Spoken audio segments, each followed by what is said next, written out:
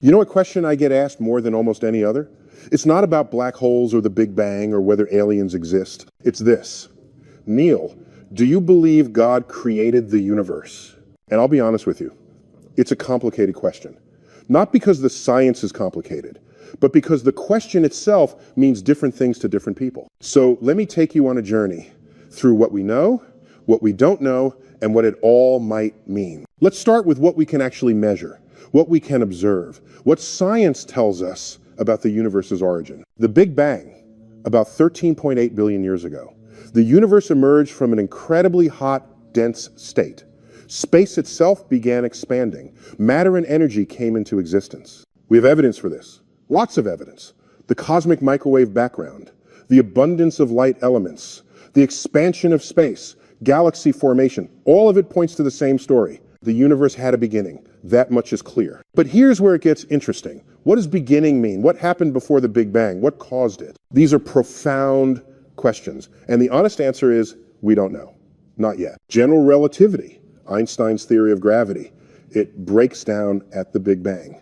The equations give us infinities.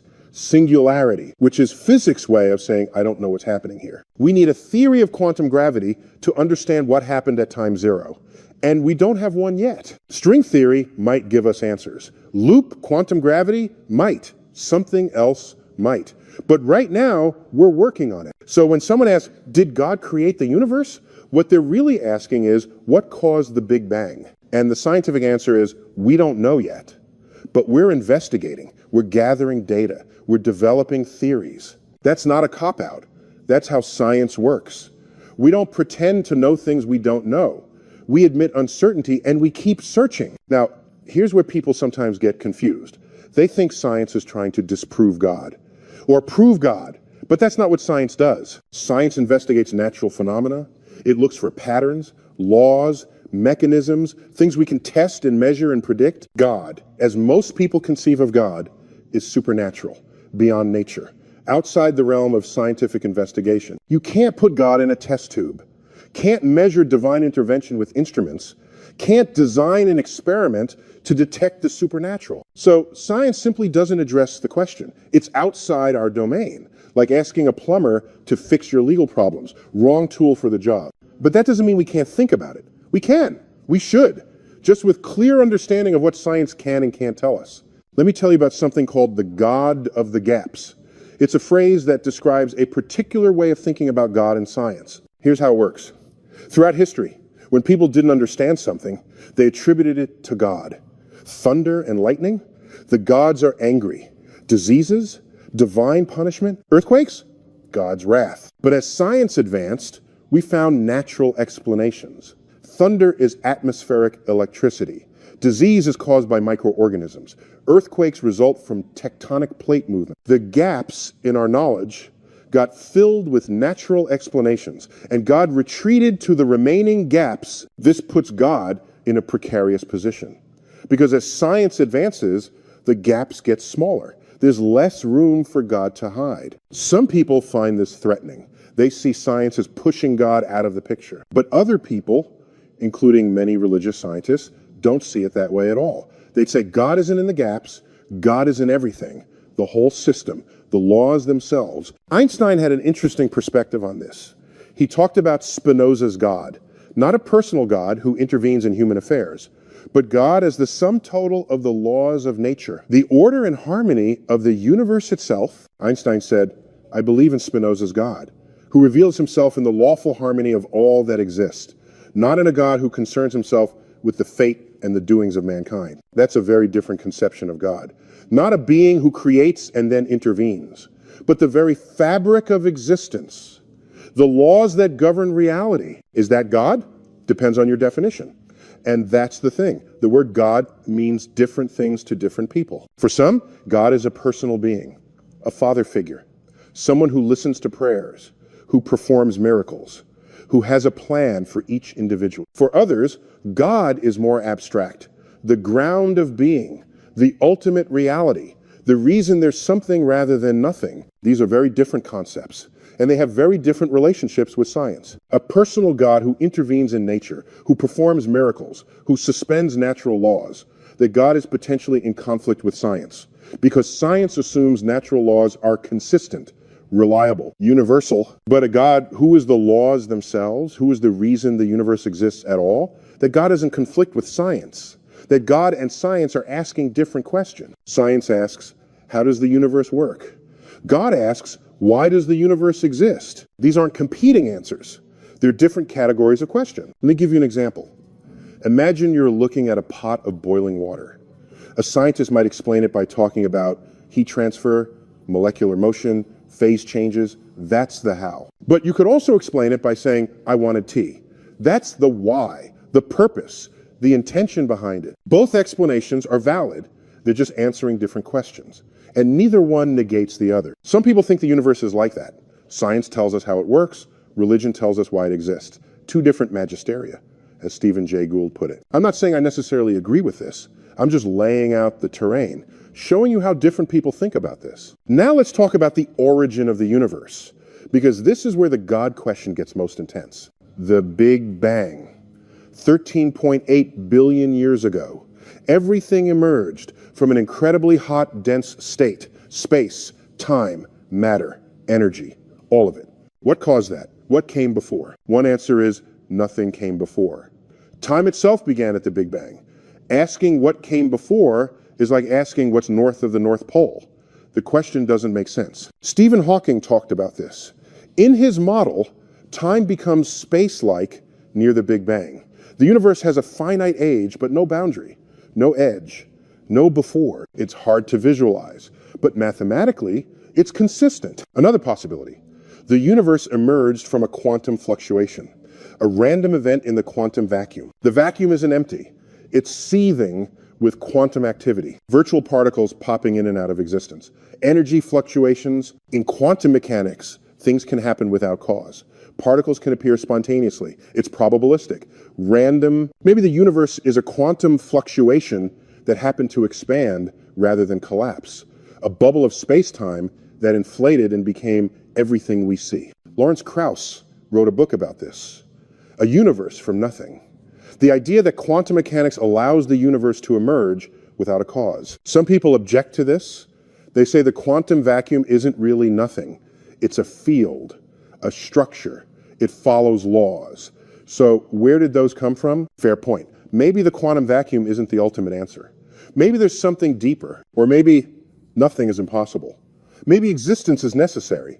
Maybe why is there something rather than nothing is the wrong question, because nothing was never an option. These are deep philosophical waters, and science can only take us so far. But here's what I find fascinating. The more we learn about the universe, the less we need a God hypothesis to explain how things work. The planets orbit the sun because of gravity, not because angels push them. Life evolved through natural selection, not through special creation. The diversity of elements came from nuclear fusion in stars, not from clay on day one. Every natural phenomenon we've ever investigated has turned out to have a natural explanation. Every single one. That's a pattern, and patterns are meaningful. Does that prove God doesn't exist? No. Proof and disproof aren't how this works. But it does change the conversation. If you don't need God to explain how things work, then the question becomes, why invoke God at all? Some people say, because God set up the laws. God created the initial conditions. God is the first cause, the unmoved mover. This is deism. The idea that God created the universe and then stepped back, let it run according to natural laws. It's an elegant idea, compatible with science, unfalsifiable, which means you can't prove it wrong, but also can't prove it right. You're essentially saying God did it, but in a way that looks exactly like God didn't do it. Which raises the question, what's the difference? If God's action is indistinguishable from no action, does the distinction matter? This is where we get into philosophy and metaphysics and personal belief. Science can't settle this, but let me tell you what troubles me about the God created the universe answer. It doesn't actually answer anything. It just pushes the question back one level. Okay, God created the universe. But where did God come from? Who created God? God is eternal. God doesn't need a cause. That's the usual answer. But if God can be eternal, uncaused, why can't the universe be eternal? Or the laws of physics? Or the quantum vacuum? Why is God has always existed, satisfying, but the universe has always existed isn't, it seems like special pleading to me. Making an exception for God that you won't make for anything else. Now, some theologians have sophisticated responses to this. They talk about necessary versus contingent existence, about God being outside time, about different categories of being. These are interesting arguments. I'm not dismissing them, but they're philosophical, not scientific. And from a scientific standpoint, we prefer explanations that don't multiply entities unnecessarily. Occam's razor. The simplest explanation that fits the data is usually right. If we can explain the universe without invoking God, then scientifically we should. Not because God doesn't exist, but because we don't need that hypothesis to make predictions and understand observations. Let me tell you about fine-tuning, because this is probably the strongest argument for design. For a creator, the universe's fundamental constants, they're very precisely calibrated. The strength of gravity, the mass of the electron, the charge of the proton, the cosmological constant. If any of these were even slightly different, the universe would be radically different. Stars wouldn't form, atoms wouldn't be stable, life would be impossible. The odds of all these constants having just the right values by chance, astronomically small, this is called the fine-tuning problem. And it's real. It's not a creationist talking point, it's a genuine scientific puzzle. So how do we explain it? Three main options. One, God did it. A creator fine-tuned the constants to allow life. We exist because someone wanted us to exist. Two, we're in a multiverse. There are countless universes, each with different constants. We're in one that allows life because we couldn't exist in the others. Selection effect, anthropic reasoning. Three, there's some deeper law we don't know yet that requires the constants to have these values. They're not arbitrary, they're necessary for some reason we haven't discovered. Which one is right? We don't know. Each has problems. The God explanation requires accepting something we can't test or measure. It's metaphysical, not physical. The multiverse explanation requires accepting countless unobservable universes.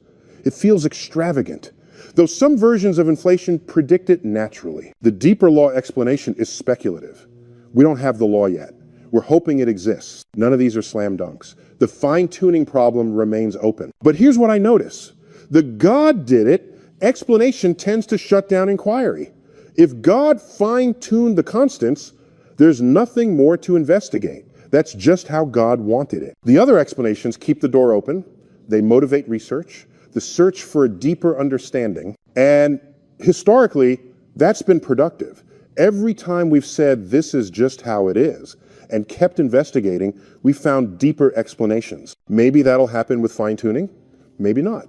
But I'd rather keep looking than assume we've hit bedrock. Let me talk about complexity, because people often point to the complexity of life as evidence of design. Look at the human eye, or a cell, or DNA. These are incredibly complex, sophisticated systems. How could they arise by chance? This was William Paley's watchmaker argument in the 1800s. If you found a watch on the ground, you wouldn't think it assembled itself randomly. You'd know someone designed it. Similarly, looking at life's complexity, shouldn't we infer a designer? The problem with this argument is that Charles Darwin answered it in 1859. Natural selection. Complexity doesn't arise by chance. It arises through a process. Small variations, differential survival, accumulation of beneficial traits over millions of generations. Each step is small, incremental, but over time, you get dramatic complexity. We've observed this in labs, in the wild, in the fossil record. Evolution is a fact. Natural selection is the mechanism. You don't need a designer to get complexity. You just need time, variation, and selection pressure. Now, some people accept evolution but say God guided it. Theistic evolution. God works through natural processes. That's a theological position, not a scientific one. Science doesn't need that hypothesis. Evolution works fine without divine guidance. But if you want to believe God set up the laws that allowed evolution, science can't contradict you. It's outside our scope. Here's what I think is the heart of the matter. The question isn't really, did God create the universe? It's, do we need God to explain the universe? And the scientific answer is increasingly, no, we don't. We can trace cosmic evolution from the Big Bang to galaxies, to stars, to planets, to life, to consciousness, all through natural processes. No miracles required. That doesn't prove God doesn't exist. But it does mean God isn't a necessary part of the scientific explanation. So the question becomes personal, philosophical. What do you believe? What gives your life meaning? For some people, believing in a creator is essential. It gives them purpose, comfort, a moral framework, connection to something greater than themselves. I respect that. I'm not trying to take that away from anyone. But for me personally, I find wonder and meaning in the natural universe. In the fact that we're made of star stuff, that we're the universe's way of knowing itself. I don't need a creator to feel awe. The cosmos is awe-inspiring enough on its own. Carl Sagan put it beautifully. The cosmos is within us. We are made of star stuff. We are a way for the universe to know itself. That moves me. That gives me a sense of connection and purpose. We're part of an unbroken chain stretching back 13.8 billion years. From the Big Bang to now. Every atom in your body forged in the heart of a star. You're literally stardust contemplating stars. That's poetic. That's profound. And it's literally true. Do I believe God created the universe? I don't know. I don't think that question is answerable scientifically. But I know we don't need that hypothesis to understand how the universe works, to trace its history, to predict its future. And I know that the natural universe, without any supernatural overlay, is magnificent enough, mysterious enough, wonderful enough. Let me tell you about something Einstein said. He was asked if he believed in God, and he said, "I believe in Spinoza's God, who reveals himself in the orderly harmony of what exists, not in a God who concerns himself with fates and actions of human beings." I think that's a useful distinction. A God who is the laws of nature versus a God who intervenes in nature. Science can work with the first one, maybe. It's basically a philosophical stance about ultimate reality. But science is incompatible with the second one, with miracles, with suspensions of natural law, with prayers being answered through divine intervention, because science assumes consistency, that the laws of physics work the same way everywhere, everywhen, that experiments are repeatable. If God can intervene and change outcomes, then science becomes impossible. You can't trust patterns, can't make predictions. So most scientists, even religious ones, operate under methodological naturalism. The assumption that natural phenomena have natural explanations, that doesn't mean they don't believe in God. It means they don't invoke God in their scientific work. They might pray on Sunday, but on Monday in the lab, they follow the data. They test hypotheses. They use natural explanation. This works. Science has been phenomenally successful. We've split the atom, decoded the genome, landed on the moon, cured diseases, extended lifespans, all through natural investigation. No divine revelation needed. That's not arrogance. That's just empirical observation. Science works really well. Now, does that mean there's nothing beyond the natural? No. Science doesn't claim that. Science is agnostic on supernatural claims. We simply don't have the tools to investigate them. If God exists and occasionally performs miracles, but those miracles are rare and unpredictable and leave no measurable trace, then science will never detect them. And that's fine. That's a limitation of science. We're okay with that. But it also means you can't use scientific evidence to argue for God, because science, by its nature, can only investigate natural phenomena. Let me address something important: the relationship between science and religion throughout history. People sometimes say they're inherently in conflict, that religion suppresses science, that science attacks religion. The truth is more complicated. Yes, there have been conflicts. Galileo and the church, Darwin and religious opposition, stem cell research and religious objection. But there's also been cooperation. Many scientists throughout history were deeply religious: Newton, Mendel, Lemaitre, Collins. The Big Bang Theory was actually developed by Georges Lemaitre, a Catholic priest. He saw no conflict between his faith and his cosmology. Many universities started as religious institutions. Islamic scholars preserved Greek science during the Dark Ages. Monasteries were centers of learning. The relationship is complex, context-dependent, era-dependent. And sometimes in places, religion fostered scientific inquiry. In others, it hindered it. Today, in the developed world, most mainstream religious denominations accept science, evolution, Big Bang, cosmology, ancient Earth, climate science. It's mainly certain fundamentalist groups that reject these, groups that interpret Scripture literally, that see science as a threat, but they're not representative of all religious people, not even close. Most religious people I know have no problem with science. They see it as investigating God's creation, understanding how things work. They might believe God set everything in motion, but they accept the scientific description of how it unfolds. That's a viable position, philosophically consistent, personally satisfying for many. I don't share it, but I respect it. What I don't respect is denying scientific evidence because it conflicts with religious belief, rejecting evolution, claiming the Earth is 6,000 years old, dismissing climate science. That's not faith. That's willful ignorance, and it's harmful. Because science isn't just abstract knowledge.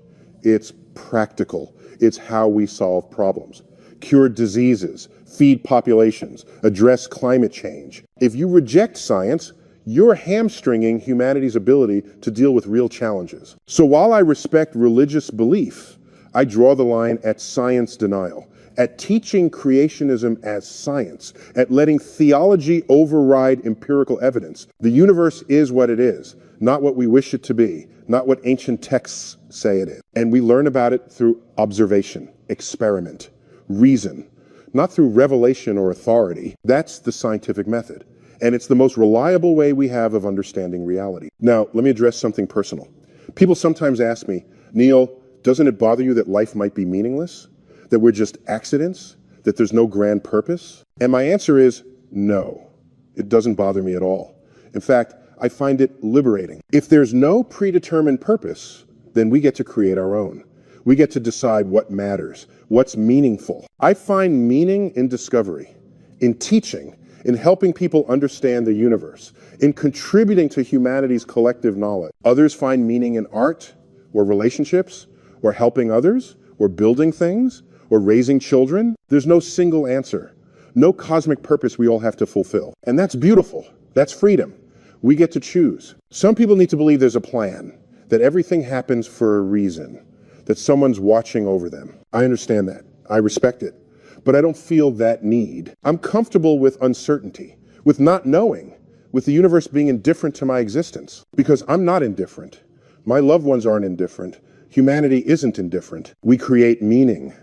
We generate purpose through our choices, our actions, our connection. That's enough for me. More than enough. The universe doesn't owe me meaning. I create my own. And when I look up at the night sky, when I think about the vast cosmos, I feel connected, part of something bigger than myself. Not because a creator made me, but because I'm literally made from the universe.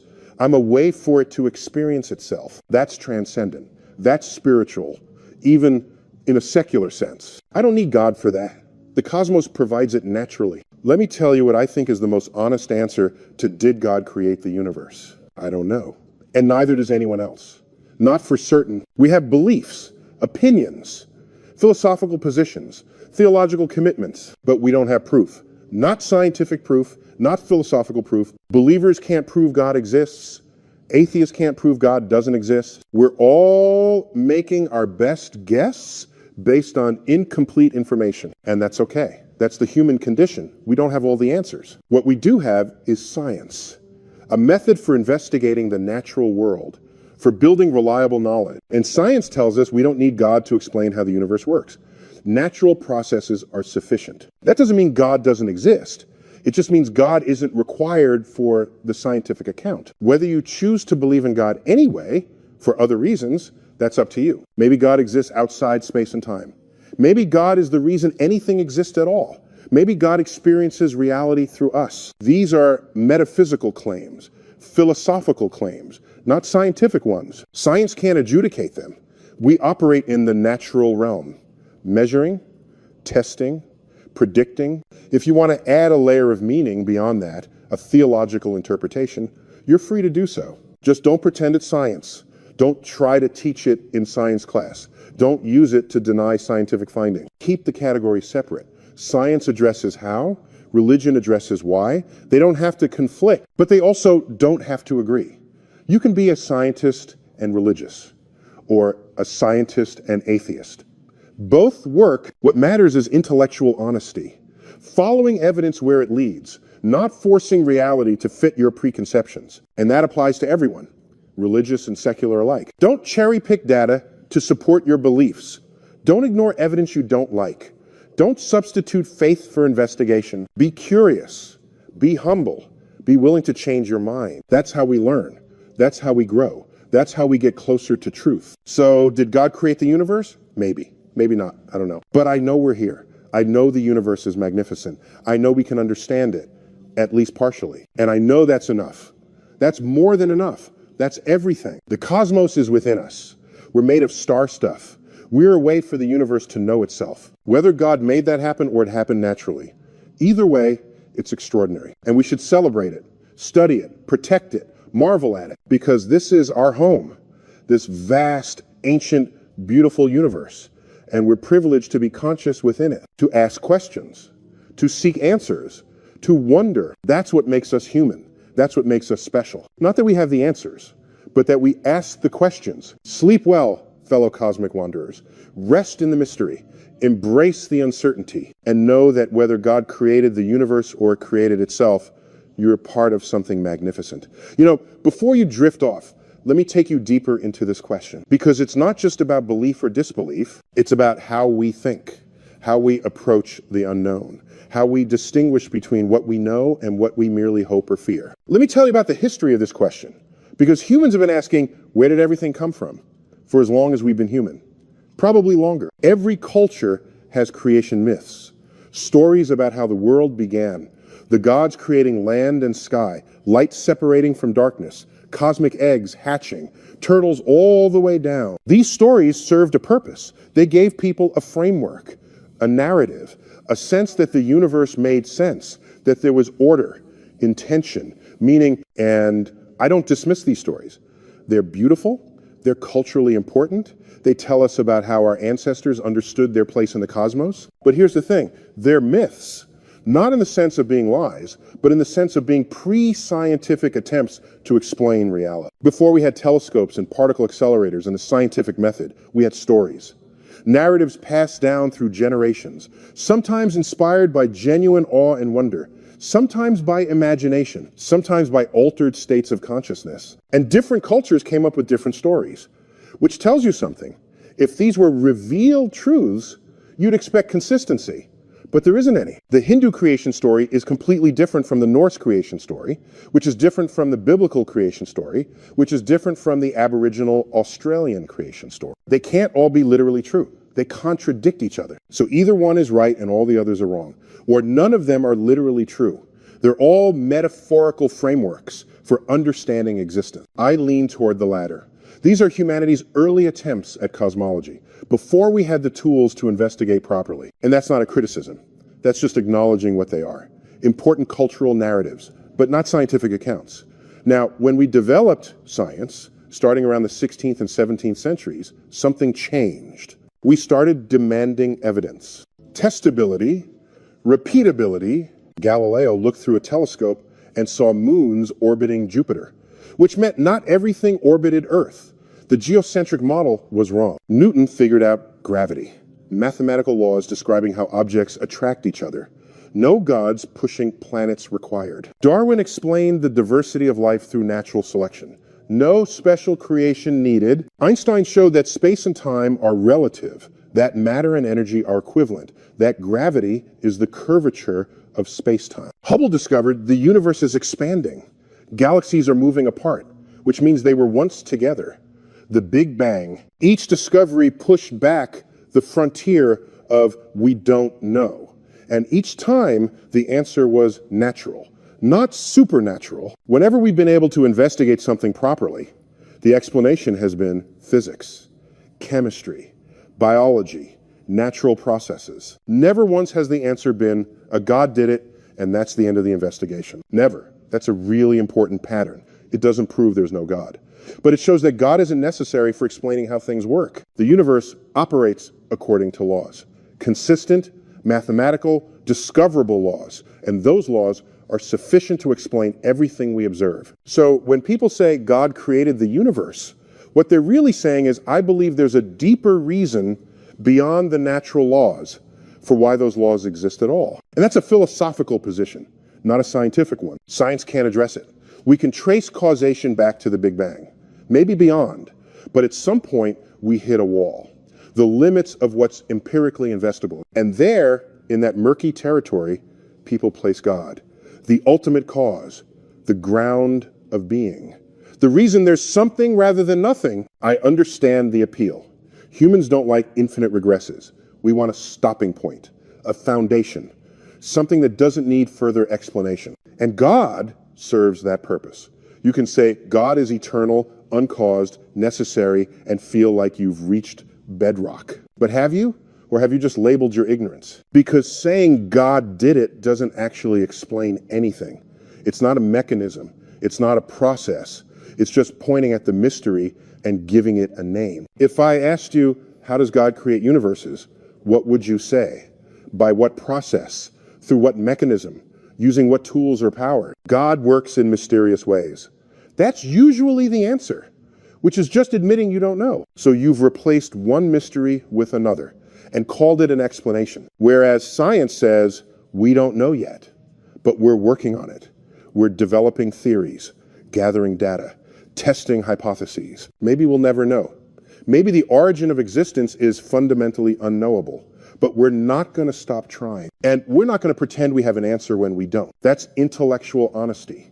That's scientific integrity. Admitting ignorance and continuing to investigate. Let me tell you about quantum mechanics, because it's relevant to this discussion in a fascinating way. At the quantum level, things behave in ways that violate our everyday intuitions. Particles can be in multiple states simultaneously. Superposition, particles can be entangled, affecting each other instantaneously across any distance. Non-locality, and particles can appear and disappear spontaneously. Virtual particles popping in and out of existence in the quantum vacuum. This last one is crucial because it shows that something from nothing isn't just possible. It happens all the time. At quantum scales, the vacuum isn't empty. It's seething with quantum fluctuations, energy appearing and disappearing, particles and antiparticles materializing and annihilating. This is real, measurable. We can detect it through the Casimir effect, through other experiments. So when Lawrence Krauss says a universe from nothing, he's not being flippant. He's pointing to a real physical phenomenon. Maybe our universe is a quantum fluctuation that didn't collapse. That inflated instead. That became everything we see. No creator required. Just quantum mechanics and the laws of physics. Now, theologians object to this. They say the quantum vacuum isn't really nothing. It's a field, a structure. It obeys laws. So where did the field come from? Where did the laws come from? Fair question. And we don't have a complete answer yet. But notice what's happened. We've gone from God created the universe to, well, maybe not the universe itself, but the laws that govern quantum fluctuations. The gap keeps shrinking. God keeps retreating to ever more abstract territory. And at some point, you have to ask, is this really God?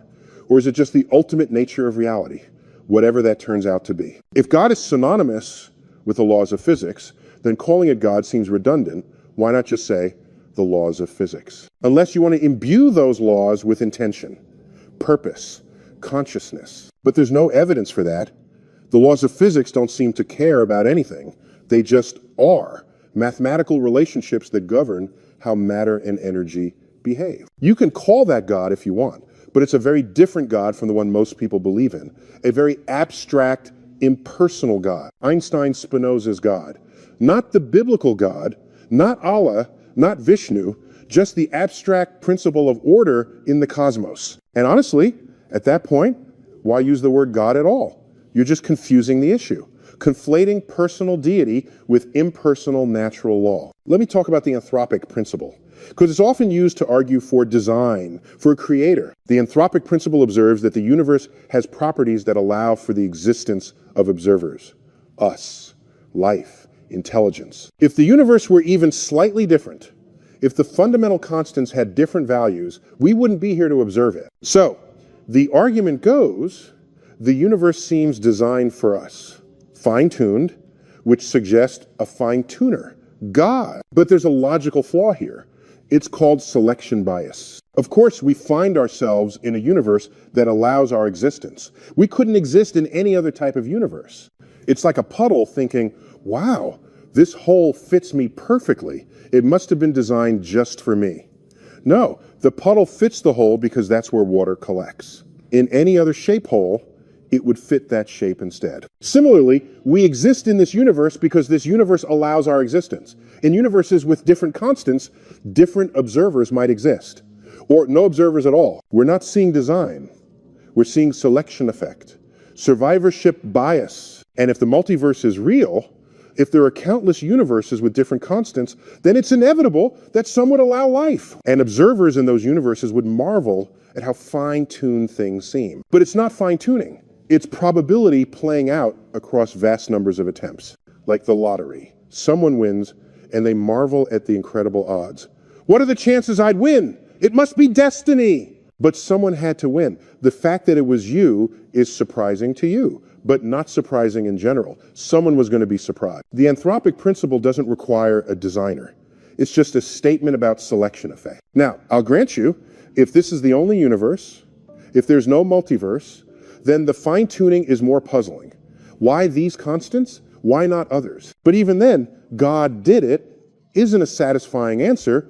It's just giving up, stopping inquiry. Maybe there's a deeper theory that requires these constants. Maybe they're not arbitrary. Maybe they're mathematically necessary in ways we don't yet understand. String theory hints at this. In string theory, the constants aren't free parameters. They're determined by the geometry of extra dimensions. By the way, strings vibrate. If string theory is correct, and if we ever figure out which version is right, we might find that the constants couldn't have been different. They're required by the underlying mathematics. No God needed, just deeper physics. But we're not there yet. String theory is still speculative, unproven. Maybe it's right, maybe it's wrong, maybe it's on the right track, but incomplete. We're working on it. And until we have answers, the honest response is, we don't know. Not God did it. Let me tell you something personal. I grew up in a household that wasn't particularly religious. We didn't go to church regularly, didn't pray before meals. Religion wasn't a big part of my childhood. So I came to science without a strong religious framework. I didn't have beliefs I needed to reconcile with scientific findings. For me, science was just how we learn about the world. No conflict, no tension, just curiosity and investigation. And as I learned more, as I studied physics and astronomy, I was struck by how everything fit together, how elegant the laws were, how much sense the universe made. I didn't need God to explain any of it. Natural processes were sufficient, beautiful, awe-inspiring on their own. The fact that we're made of stardust, that atoms in our bodies were forged in the hearts of stars billions of years ago. That's profound. That's poetic. And it's literally true. I don't need a creator narrative on top of that. The natural story is amazing enough. But I recognize that many people come from different backgrounds. They were raised in religious households, taught that God created everything, that faith is virtuous, that doubt is dangerous, and for them, science can feel threatening, like it's taking something away, undermining their worldview. I get that. I'm sympathetic to that. It's not easy to revise fundamental beliefs. But here's what I'd say to those people. Science isn't trying to take anything from you. It's trying to give you something, knowledge, understanding, truth. And truth is valuable, even when it's uncomfortable, even when it contradicts what you were taught, because false comfort isn't really comfort, it's illusion. And illusions crumble when confronted with reality. Better to face reality honestly, to admit what we don't know, to keep searching, to follow evidence wherever it leads. That takes courage. It takes humility. But it's the only way to genuine understanding. And understanding, true understanding, is more satisfying than any myth, more solid than any dogma. You might lose the comfort of thinking someone's watching over you, planning your life, answering your prayers, but you gain something else: agency, responsibility, the knowledge that your choices matter because you're making them, not because a God scripted them. You gain connection to the cosmos, the realization that you're part of an ancient, vast, evolving universe, not separate from it, not above it, part of it. You gain wonder, because the natural universe is far stranger and more marvelous than any creation myth. Quantum mechanics, relativity, black holes, the Big Bang, evolution, consciousness emerging from matter. These are astonishing, mind-blowing, and they're real. Why settle for Bronze Age mythology when you can have 21st century cosmology. Now, I want to address something. Some people say science is just another faith, that scientists believe in the Big Bang or evolution the same way religious people believe in God. This is wrong, completely wrong. And it's important to understand why. Faith is belief without evidence, or despite evidence. It's believing because you want to believe, because you were taught to believe, because it feels right. Science is the opposite. It's belief based on evidence, proportional to evidence, always provisional, always open to revision. We don't believe in the Big Bang the way someone believes in God. We accept the Big Bang because multiple independent lines of evidence all point to it. The cosmic microwave background, the abundance of light elements, the expansion of space, galaxy formation. If new evidence contradicted the Big Bang, we'd revise our understanding. We did this before with the steady state theory. When evidence contradicted it, we abandoned it. That's not faith. That's reason, empiricism, following data. Religious faith doesn't work that way. If evidence contradicts Scripture, believers find ways to reinterpret Scripture, or they reject the evidence, or they say God is testing their faith. The conclusion is fixed. The evidence gets molded to fit. In science, the evidence is fixed. The conclusions get molded to fit. That's a fundamental difference. And it's why science progresses and religion doesn't.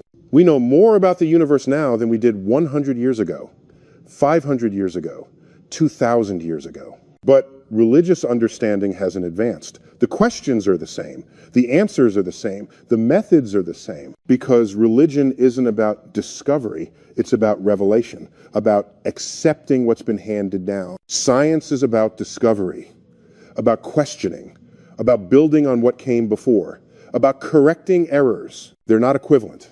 They're not two equally valid ways of knowing.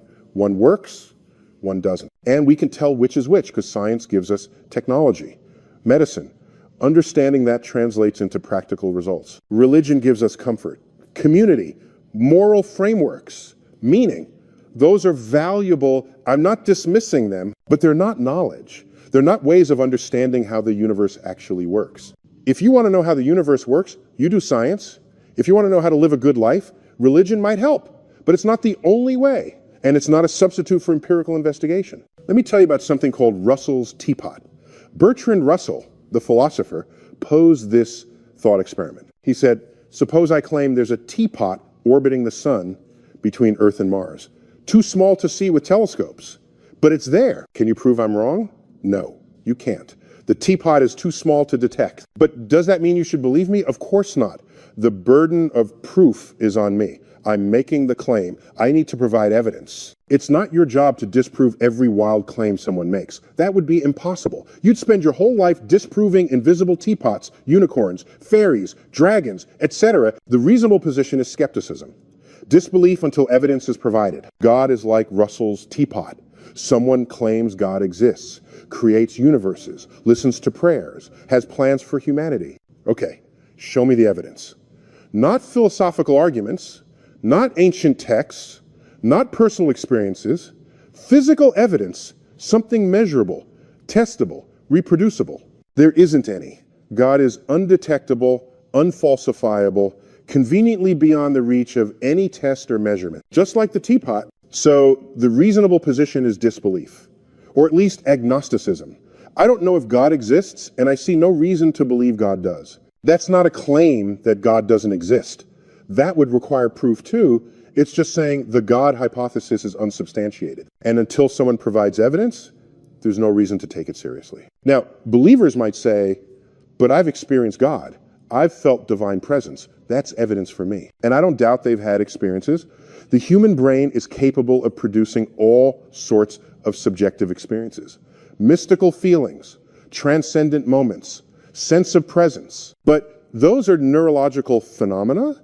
We can study them. We can even induce them with meditation, drugs, or electromagnetic stimulation of the brain's temporal lobe. They're real experiences. But they don't prove what people think they prove. They're brain states, not divine contact. People of different religions have similar experiences, but they interpret them through their own cultural framework. Christians feel Jesus. Muslims feel Allah. Hindus feel Brahman. Buddhists feel enlightenment. They can't all be right. The experiences are universal. The interpretations are cultural, which suggests the experiences are human, neurological. not divine. But try telling someone who's had a powerful religious experience that it was just their brain. They won't believe you. To them, it was real. It was God. And I understand that. Subjective experience is compelling. It feels true. But feelings aren't evidence, not reliable evidence.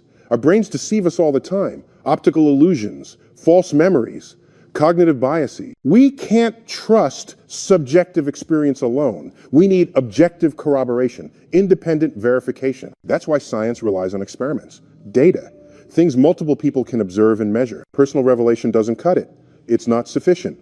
No matter how powerful it feels, let me talk about morality. Because people often say, if there's no God, how do we know right from wrong? Where does morality come from? This is a really important question. And the answer is, morality is natural. It evolved. We're social animals. We live in groups. Cooperation is advantageous. So we evolved instincts that promote cooperation. Empathy, fairness, reciprocity, altruism. These aren't divine commands. They're evolutionary adaptations. They helped our ancestors survive and reproduce. Other social animals have similar instincts. Chimps show empathy. Elephants mourn their dead. Rats help other rats in distress. Vampire bats share food. Morality is biology. It's built into our brains through millions of years of natural selection. Now, humans also have culture, language, abstract reasoning. So we've elaborated on these basic instincts, created moral systems, ethical frameworks, legal codes. Different cultures have different specifics. But the basics are universal. Don't kill unnecessarily. Don't steal. Help your group. Punish cheaters. These show up everywhere because they're adaptive. Societies with these norms function better, survive longer. God isn't needed. Evolution explains it. But people say, without God, everything is permitted. There's no objective morality. Okay, let's examine that. Is morality really objective if it comes from God? Or is it just God's subjective opinion? If God says murder is wrong, why is murder wrong? Because God says so? That's not objective. That's divine command. Arbitrary. What if God said murder was good? Would that make it good? If you say no, then you're admitting there's a standard beyond God. And that standard is the real source of morality. If you say yes, then morality is arbitrary. Just whatever God decides. That's not objective either. This is the Euthyphro dilemma from Plato, and it's never been satisfactorily resolved by theologians, whereas naturalistic morality makes sense. It's grounded in facts about well-being, suffering, flourishing, things that matter to conscious creatures. Actions are right or wrong based on their consequences. Do they increase or decrease well-being? Do they help or harm? That's objective, in the sense that facts about well-being are objective. You can be wrong about what promotes well-being, but there are right answers. And we can figure them out through reason, through evidence, through examining outcomes. We don't need God for that. We need empathy and rationality. Now, I'm not saying secular people are more moral than religious people. That's not the claim. Plenty of religious people are good. Plenty of secular people are bad. Morality is complicated, individual, but you don't need God to be good. And believing in God doesn't make you good. History shows that pretty clearly. Religious people have committed atrocities in the name of God. The Crusades, the Inquisition, witch burnings, jihad. The Holocaust had Christian supporters. Meanwhile, secular democracies like Norway and Sweden have some of the lowest crime rates and highest well-being in the world. Correlation isn't causation. But it's clear that religion isn't necessary for moral societies. What's necessary is empathy, rule of law, education, economic security. These promote moral behavior far more reliably than belief in divine judgment. Let me address the question of meaning and purpose, because this is often the emotional core of the God question. People want their lives to mean something, to matter, to be part of a larger plan. And religion provides that. You're created for a purpose. God has a plan for you. Your suffering has meaning. You'll be reunited with loved ones in heaven. These are comforting beliefs. I understand their appeal, but they're not true just because they're comforting. Reality doesn't care about our emotional need. And here's the thing. You can have meaning without God, purpose without a plan. You create your own meaning through your choices, your relationships, your contributions.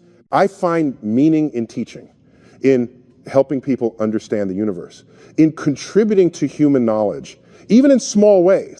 Others find meaning in art, in family, in helping others, in building things, in experiencing beauty. There's no single right answer. That's the point. You get to decide, and that's more authentic than accepting a prepackaged purpose from religion, because it's truly yours, chosen, not assigned. As for cosmic significance, for mattering on a universal scale, I hate to break it to you, but we don't. The universe is vast, indifferent, uncaring. On cosmic scales, we're insignificant, tiny, brief. But so what? Why do we need to matter cosmically? Why isn't it enough to matter to each other, to ourselves? The people who love you, you matter to them. The people you help, you matter to them. The work you do, if it's meaningful to you, that's enough. You don't need to be important to the universe. You just need to be important to someone, to yourself. That's a very human scale perspective. And that's appropriate because we're human. We live human lives. Human significance is the right scale for us. Demanding cosmic significance is hubris. It's ego run amok. We're not the center of the universe. We're not the point of creation. We're a species of primate on a small planet, evolved, conscious, curious, temporary, and that's okay. That's beautiful. That's enough. Let me tell you what I think is the most intellectually honest position on the God question. Agnosticism. Not knowing, I can't prove God doesn't exist. That's impossible. You can't prove a negative, especially for an unfalsifiable claim. But I see no evidence that God does exist. No reason to believe the hypothesis. So I live as if God doesn't exist.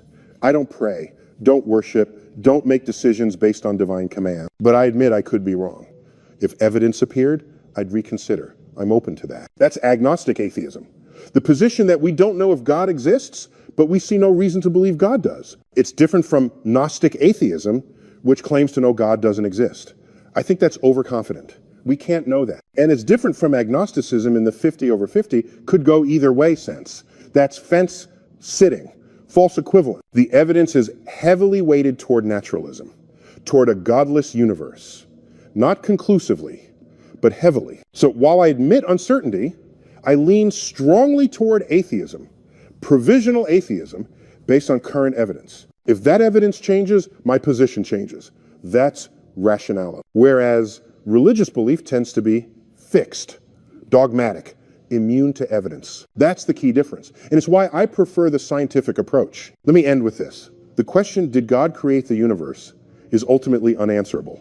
Scientifically, we can trace causation back to the Big Bang, maybe beyond, but at some point we hit the limits of empirical investigation. And there, in that fog of uncertainty, people place God, or they don't. It's a choice, a philosophical choice, not a scientific one. What science can tell you is that you don't need God to explain how things work. Natural processes are sufficient. The universe operates according to laws.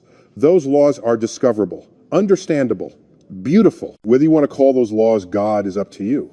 But it's not the God of the Bible, not the God of the Quran, not a personal deity who intervenes in human affairs. It's at most an abstract principle, the ground of being, the reason there's something rather than nothing. And maybe that question has no answer. Maybe existence is just a brute fact. Maybe why is there something rather than nothing is a category error. Maybe nothing was never possible. We don't know, and that's okay. What we do know is that we're here. We're conscious. We can ask these questions, explore these mysteries, and that's remarkable. That's a privilege.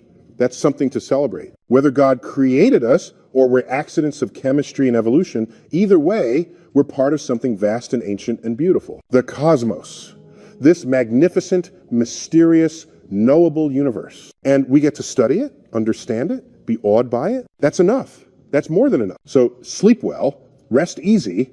Don't worry about whether God exists. Worry about whether you're living well, treating others with kindness, contributing something positive, learning, growing, experiencing joy. Those are the things that matter, the things within your control. The universe's ultimate origin, that's for cosmologists to work on, for philosophers to debate. For you, right now, it's enough to know that you're here. You're part of this cosmic story, this grand adventure. And tomorrow, when you wake up, you'll have another day to be curious, to ask questions, to seek truth. That's what makes life meaningful. not having all the answers. But pursuing them, good night, fellow seeker.